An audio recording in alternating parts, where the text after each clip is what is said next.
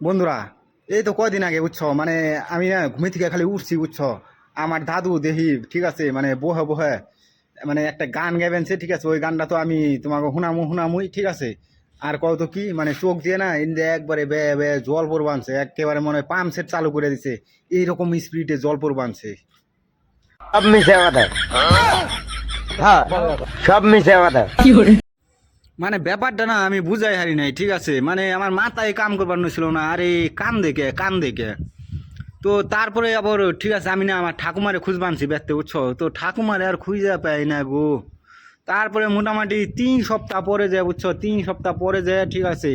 আমার মাথায় ওই বুদ্ধিটা খেলছে যে ঠাকুমা পালিয়ে গেছে গা, এর নিকে দাদু কান্না করবো আনছে। कौन है ये लोग?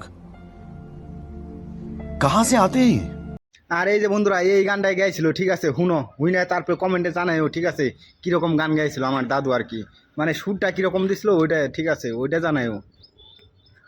তো ভয়েসটা খালি আমার, ঠিক আছে, কিন্তু এটা না আমার দাদুর মানে গাওয়া গান, ঠিক আছে, আমি ওইটাই গায়ে তোমাকে শুনি। কারে দেখাবো মনের দুঃখ গো, আমি বুক চিরিয়া, অন্তরে তুষেরি আগুন জলে রইয়া রইয়া।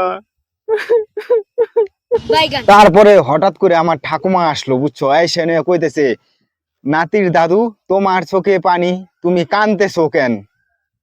তারপরে বন্ধুরা আমার দাদু আবার কইলো, কই আমি তো কান্দি না, আমার ভিতর থেকে কেরা জানতো কান্দে, আমি কইতে পারি না। তারপর আবার গান গইছে, ঠিক আছে।